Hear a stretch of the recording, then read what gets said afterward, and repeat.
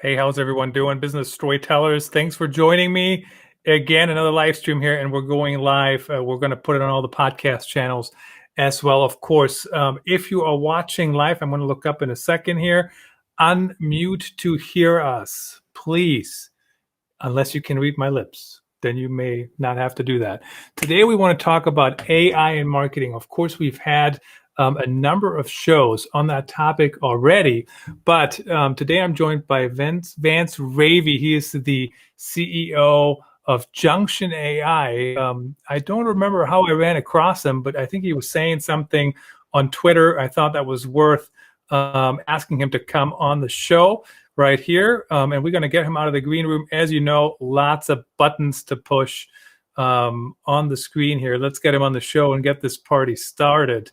Vance, how's it going today? Hey, how you doing? I'm going good, really good. What about you? I'm hanging in there, ready for the weekend. I like to call my Fridays Fridays. I love it. Exactly. Maybe I should have a wine during this, right? We should have a drink while we're doing it. Well, we're still working. It's still going to be Yeah. a few hours, for me at least. So tell me about really quickly, Junction AI. What do you do, and how does AI fit into the marketing mix? How can we make it easier going forward? Yeah, okay, great. Well, it's a good spot to start. So, what we're doing at Junction AI is we're really focusing in on understanding creative and using AI to understand creative. And so, when I speak about creative, I mean, the copy that we're using in our marketing, the images and the video, and using the power of AI to look at all the data that we generate from those images in that advertising, and what the copy generates as well. The concepts in the images, if I'm showing you a picture of a boy with a blue t-shirt and an e-scooter and a balloon, what is it that the AI is seeing in that is really prominent or relevant to our audience? And so, that's really what we're doing at Junction AI is we're giving marketers that ability to analyze their ad creative before they even deploy it live and start that big spend and all that A/B testing and all the, the normal things. The ability to use AI to predict how successful that advertising creative will be before they launch it, and to get insights on how to improve it. So, can be really simple things like changing the word buy to shop or something like that. Or it might be in that picture, changing the t-shirt, the boys one, because that's going to help sell that e-scooter. Well, and what's interesting, I love what you said about, you're going to give us some tools to make sure copy and creative is optimized correctly. I'm old to have grown up in the world where the boss knows everything best, right? Not the numbers, but the boss. It's a gut feeling, and I got a gut too, right? But certainly, I mean, we've all lived in those worlds. But what you're talking about in this model, I mean, we can take all this gut. I mean, there's still gut feeling, right? There's still instinct. I mean, I write stories all the time that perform, and there was no search traffic when I wrote them, but I anticipated something, right? And I know there's tools for that as well. But having the ability to analyze the content before you publish, that could be a big differentiator. Oh, exactly. And I mean, it really represents how we're transforming the industry now, too. We call it optimization before spend. And you're right. We've got our instincts, we've got our experience that allows us to make really good, to make judgments. But these days we have so much data as well, and typically we're applying it after the fact. It's almost it's a reactive, and then we're going to fix it next time or fix it next fleet of ads or next campaign. But we have so much data these days, we need to bring that capability up to the front. So AI is a great tool for that. And as I tell people in the sector, it's not taking our jobs. It's not replacing what the marketer's doing, all that experience they've got. It's delivering predictions. It's delivering insights. But it still relies, like you were saying there, like that marketer has to use their judgment and has to use their experience, their knowledge of their brand, or if it's an agency, the brands they're working with, to then apply those insights and those predictions to get the best results. So it really is like a companion to a human in that sense. Yeah, and of course we do get that quite a bit where people say things, like, oh, it's going to take our job, whatever. And certainly some technology does take jobs, and maybe not even take jobs, but changes jobs. So I'll give you an example. Back in the day when I was a journalist, what I'm doing right now is like the job of three people but it also was a lot more difficult, right? I mean, I'm producing the show on Switcher. If you haven't seen the thing at the bottom, live stream with SwitcherStudio.com. Trap One gets you a month off. I'm a big fan. And then I use Restream to push it to all these different channels. We're again live, Amazon, Twitter, Periscope, LinkedIn, and YouTube. So, it changes. Technology has changed our life. Now, you talked about campaigns, and I know you do it for ad campaigns. Is there also a use for us content creators, who are not necessarily doing an ad campaign? Can I use it for other use cases or not yet? That's a really good question, because we are getting a lot of inbound and a lot of questions on how else can we apply this. And we take it back to where we really start on this, and that is our AI has connects up to a data source. We generally use first-party data, but we connect up to that data source and we create what we call an AI audience model. And I guess the easiest way to explain that is, it's really creating like a flight simulator. You wouldn't put a pilot in a plane and, take off from the airport and away you go the first time around or second time around. You put them in a simulator.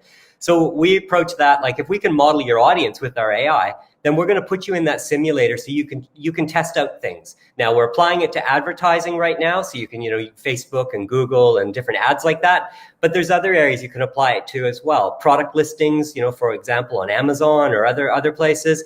You can apply it to streaming media, really any digital in that area, as long as you've got that data set of your audience, so that we can see what it virtually looks like or their virtual reaction to it. So it gives you those cues of how to improve it or where to go next.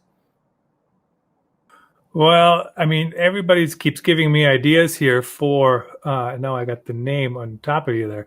Everybody is giving me ideas nonstop. My new book is coming out, Going Live. How do you live stream your podcast? Guys, you can pre-order that right now on Amazon. I want to make sure I heard that correctly, Vance.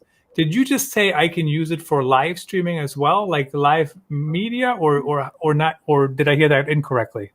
No, that's definitely an area we've had a lot of interest in. We haven't got our platform doing that yet, but that's an area we've had a few podcasters come to us and ask, like, can we do audio and can we do live streaming? And again, there's no reason we can't. There's no technical block to doing that. It's really just saying, have we got the creative? Well, yeah, we do. Here you go, your show. Then we have to just have some data that we can work against on that.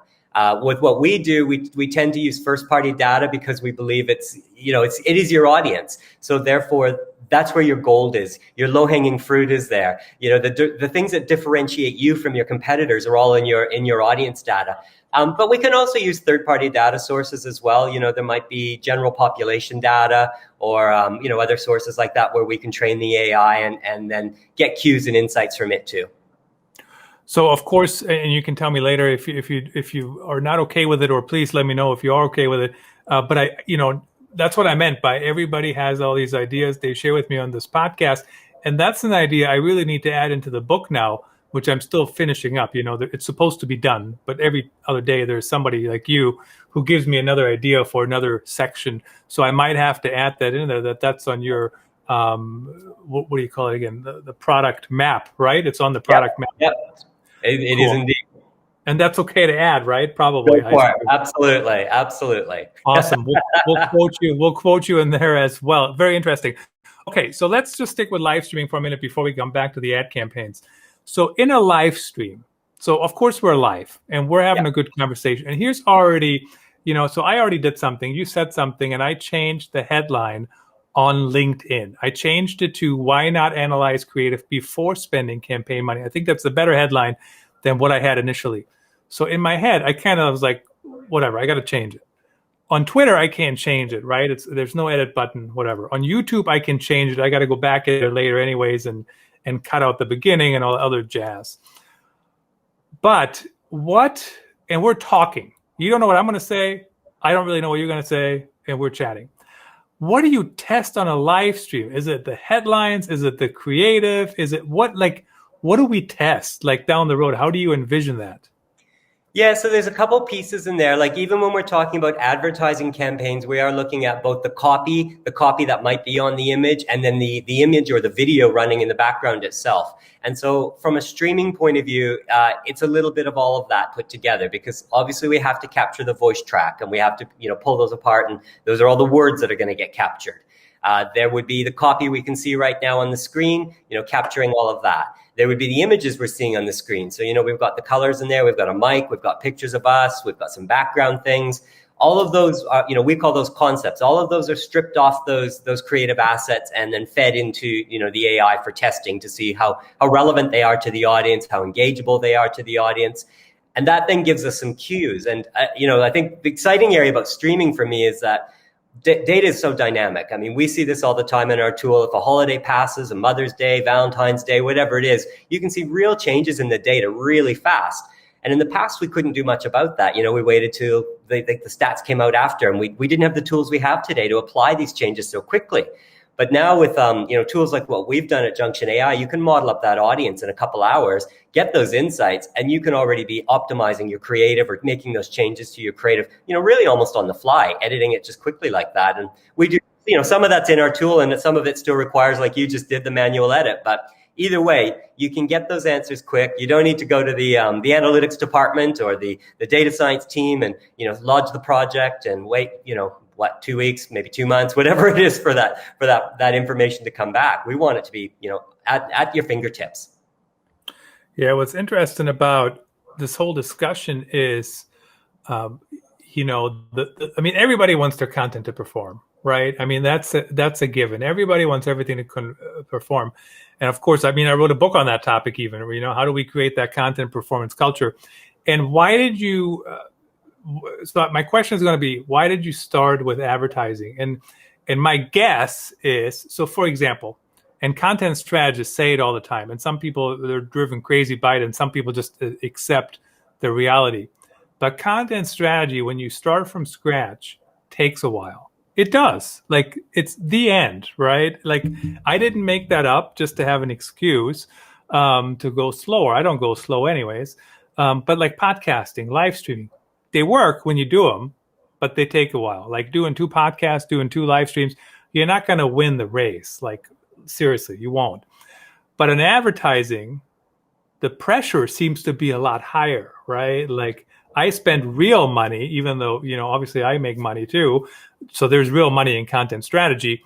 But because you're putting whatever many $10,000 into advertising, there's more pressure for immediate return. I mean, is that why you focus there?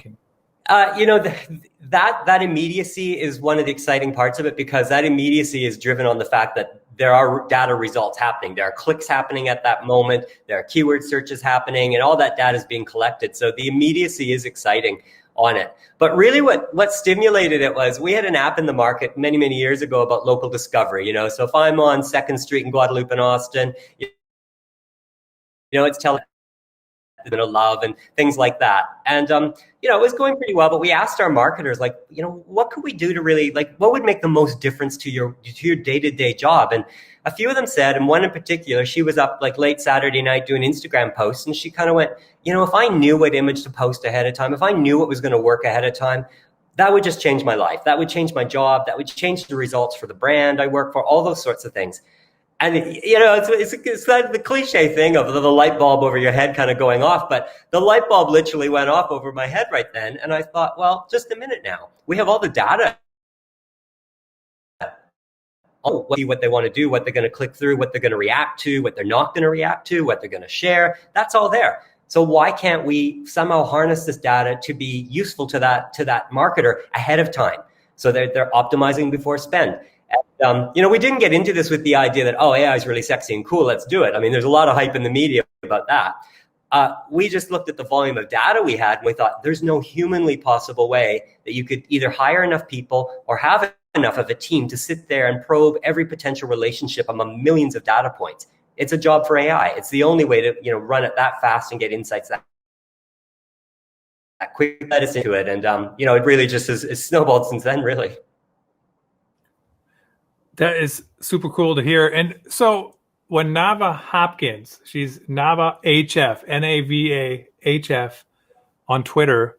She also writes, ask me anything about PPC over on the Search Engine Journal website. So check her out. But she was on the show, and she basically said, when clients come to me and they don't even want to spend 15,000 a month, I don't even work with them. I think that was the number. Don't get me wrong. But she says, you need to spend a good amount to really, get things going and get things moving. What's your opinion? What's your recommendation? How much do I need to spend on ads to use your tool? I mean, I run some campaigns once in a while, like, I don't know, $100 or something a week, something pretty small. I mean, I'm not your client when I do that, I assume. Well, you might be surprised. I guess one of the things that we thought was really important as we went into this was to make it really accessible, because, the big unicorn and, the major billion-dollar brands, they can afford AI engineers, they can afford vast teams of these people to help them, and they've got all those resources.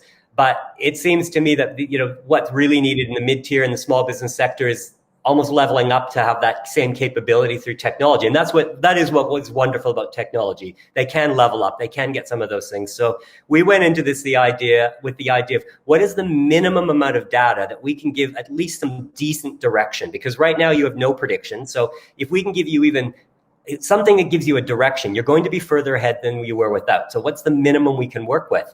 And when we started testing and started prototyping, we were working off the most minimal data sets to see if we could get anything useful. And we found that we could do useful recommendations at 5 ads with only 100 impressions each for PPC, and pretty similar on Facebook.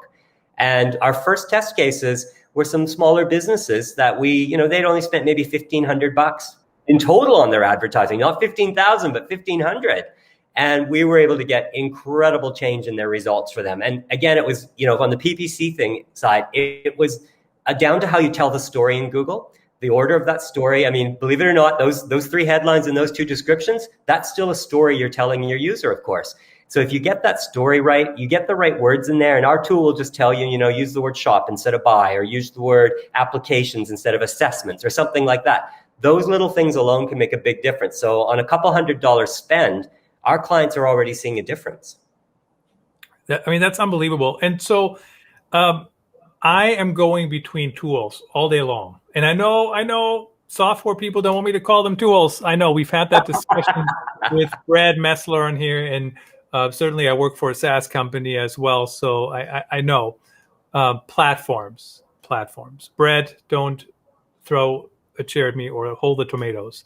But I'm going between Trello and WordPress and Pardot and Drift and whatever, right? Buffer, all those different tools. How do we integrate? How does and then of course, if I were to do ads, right? Google ads as well, and on Facebook and whatever. How does your platform integrate? I mean, is it another thing I have to just add to my Trello card and say, go run it against this? Or how does that evolve over time, I guess? Yeah, when I went into it, I had this goal that was like, marketers have 7 to 8 dashboards minimum each right now, or probably more. And I really wanted this idea of like, we shouldn't have to have a dashboard for this. It should just automatically happen in all the tools that you already have. But, we did have to go down the road of actually making a dashboard. So we've made it pretty easy for our users. Yes, they have another login system, another, platform to log in on the internet. They jump in, they can put in their Google or Facebook IDs and kick off their model build. And so that's the standalone version. But we still have, we built our system out with the idea that, again, the marketer has those platforms already. They might have Trello, they might have some internal developed dashboard. We should just be able to look at the content they have there. Maybe it's queued up in their existing workflow system, and just surface those insights and those predictions right within their existing within their existing system in real time, or pretty close to real time. Maybe a couple seconds while the AI does its thinking, right? But they shouldn't have to come in and out and work in other tools. So that's we built with that in mind, and we're starting work with a couple clients now to have that exact relationship work that way. So I'm pretty excited to see how that works, because I think the more we can make this just part of your standard workflow, it happens exactly when it needs to as you're in that workflow, the more people are going to use AI, probably without even realizing it. Much like, autocorrect when we're texting or we're using Google Maps or whatever it is. We don't often think, oh, that's an AI, but it is. So my goal is that our AI is exactly the same. It just happens when you need it to happen along the process when it's the right time. Well, I mean, don't get me started on autocorrect.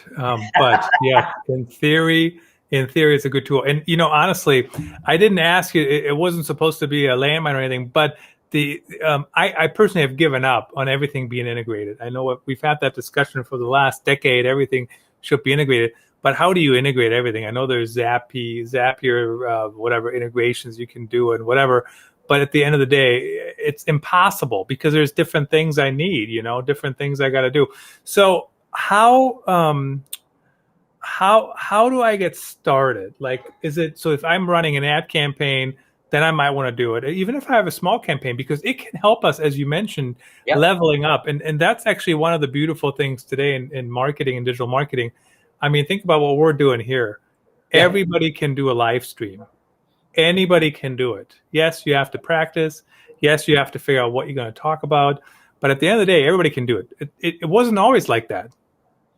No, exactly. And that's what got me into technology a long time ago, is that I love that ability for it to become accessible and usable to everybody, not just the select few in the IT group. Anybody from customer support or marketing or press or whatever can be engaged and sharing and collaborating. But back to your question, yeah. So, I mean, the way we start, we really went about it to make it as point and click as possible, because we realize that, the marketing team doesn't have the time to work with the IT team all the time, or sometimes they don't even seem to speak the same language in some places. But we wanted to make sure they had the ability to feel they were in control. I mean, that is the data they're collecting off the audience, and they are the ones responsible or accountable in the organization for the leads or, the qualified conversions or whatever it is, right? They're the ones accountable for it. So we wanted to make sure it sat with them, and the power of using the tool sat with them, not sourced out to the tech team or whatever it is. So they just really come in, and then they have to think about what channel they want to connect up. So are you doing PPC on Google? Great. Then let's use the Google connector, and you put in your manager ID or your client ID, whichever it is, and you choose, are you doing clicks or conversions? Now, of course, we do other versions of that too, based on, specialized custom things. But if you're just doing a brand awareness campaign, you choose clicks and you hit go. You go through Google Auth to allow the data to be moved back to our system, encrypted and secure. And really, that's all you do as a marketer. The more advanced options, when you're a bigger account or you have a lot of data, we give you the choice then, well, how do you want to model your data? Do you want to use all your campaigns? Or do you want to cut down to, maybe just your campaigns on women's wear, or campaign based on a location like Boston, or however you organize your campaigns, really. So you can narrow your data down to really focus on where you're trying to get answers from your audience. And within a couple hours, the system will have built your AI model, which is pretty unique in the market. You've probably seen studies by Accenture and others that get an AI model built. We're doing it automatically within only a couple hours usually. And once that model's done, you get an email that says, hey, come on and start testing. It's ready to go. And you come back into the dashboard, and we import some creative ads that you have already out there, putting those suggestions up and changing those words, hit test, get a new score. Are you happy with it? Deploy it back out. That's unbelievable. But it's to set it up, it still takes a little bit of time. And that actually reminded me of the episode we had with Christopher Penn, who said, when you run these big programs, when whatever AI, I guess, analyzes things, it does take a little bit of time. But once it's set up in this case, then you're good to go, I guess. Yeah, exactly. I mean, we try to keep that time as cut down as possible, because we don't want people to wait weeks or even days. If they can get it in a couple hours, it's still to make sure is that a marketer could come right back in, they finish the campaign, or Valentine's Day's happen, they can hit refresh, and their model gets refreshed right away with that latest new data, so that they're already seeing the difference. So they're already experiencing, they're capturing what did that audience do today or yesterday or this last week, so they can make changes really quick. So, and I think that's critically important, because, we touched on it earlier, like these things move so fast now, and how you behave in a channel can change so differently. You see something in Instagram, you might change how you're interacting with things. Well, we need to capture that for those marketers.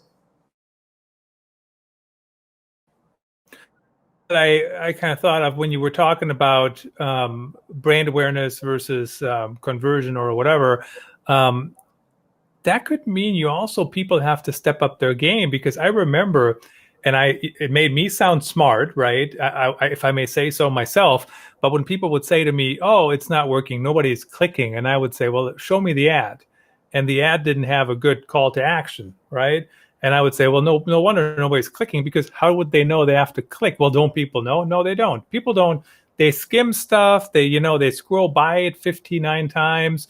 So but if I use AI to tell me you need a call to action if you want people to click, like I got to find something else to offer value because that piece of value is no longer needed, right? Because Yeah. AI already took care of that. One of the most, this is one of the things, I mean, I'm fascinated by pretty much all aspects of what we do, obviously. I mean, I love it. But one of the things that I continue to be blown away by every time we're building a new model and I see some results coming out for a client, in marketing, we go into this approach and we have these personas and we have our target audiences and, we're going after the woman who's from 40 to 45 and she's doing yoga and all these sorts of things or whatever it is, right? We spend a lot of time and energy on that. And then we take that and we start designing out our creative, feeling pretty confident about where we are, knowing we've got this target. And what I keep seeing the AI bringing back is interesting challenges to those assumptions we make about that target or that persona, and that we might be spending too much time and energy in that space and not enough time listening to what the demand generation side of it is. What is the audience asking us for? What are they looking for and what are they reacting to? And from that, we can then build a much smarter campaign, much smarter targeting, much smarter personas. But too often we're in there right away because, I mean, we've got these fabulous tech tools that Google and Facebook and all the others give us where we can choose what age groups and where they're from and what language they speak. And I mean, who doesn't want to do all that sort of stuff? But we need to step back and say, first of all, what's generating demand from our audience? And then, that tells us what features we should be promoting. It tells us the benefits. In our system, we can see colors for, the product often. We can see background imagery they want to see, things that have really challenged the traditional, brand plan that, where it's already set and this is what we've got to aim for. Yeah, very interesting. So Vance, tell us, I mean, Junction AI has been around for almost 5.5 years, roughly 5.5 years. What prompted you founding the company? What prompted starting the company? Was there something specific that happened, or were you just in too many meetings, people saying, having those gut feelings, gut feeling judgments of everything, or what happened? I've been involved in marketing and tech for a very long time now, and it's been that area where I found my special place. I can play a bridge between those two groups, and so it was really a natural progression of my career in that space. But the Junction AI story actually did start as that local discovery app, as I was mentioning, called Instant Local, and we had that out in Dallas and Austin for a couple of years. And it was only then that, we started seeing the data coming in from our own app that about late 2017, early 2018, we made that switch over we turned the app off and we said, we're going to focus on the AI data side of this because we think that's our future opportunity. People don't need another platform necessarily right now. They've got Instagram, they've got TikTok, they've got endless numbers of platforms. But what they do need is to understand how to be more effective with their creative. So we did the startup pivot as you do, and you find your new space, and we've kicked off in that space. So we've been around a lot longer. It seems like we've been around a while, but on the AI side with the Junction tool that we built, it's only been a couple years, and we've been in the market now for about a year and a half with our tool. Fantastic. And of course, I know everybody is struggling or at least trying to always drive performance. And I'm telling you one thing, it's getting harder and harder and harder because everybody's doing everything. There's another new channel. There's another new whatever. I mean, and then of course you also have the whole problem with repetition. I'll give you an example.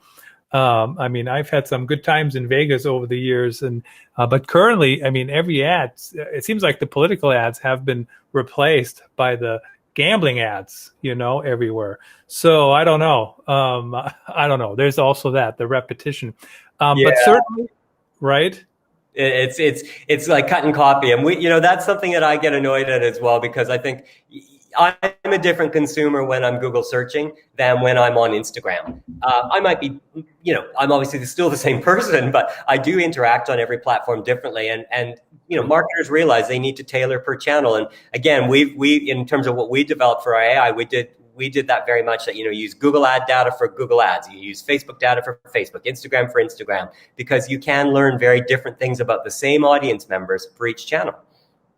Well, I mean, as you said, I go to Facebook for something very different than if I go to Google and I search for something. But of course, there are ways we need to encourage people to search for the things related to what we're selling. And of course, also the things that we're talking about. Vance, it was great to have you on the show. Very insightful. I'm really happy. I ran across you on, I think it was on LinkedIn, junction.ai.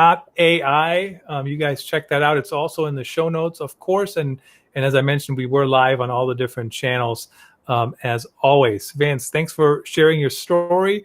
And thanks for, hopefully helping people make content performance even easier, or if not easier, at least, a little bit more strategic than it was. Yeah, we want to boost that ROI for everybody out there and make it accessible to all. So thank you very much for having me today. I've really enjoyed it, Christoph, and enjoyed the talk, enjoyed the discussion a lot.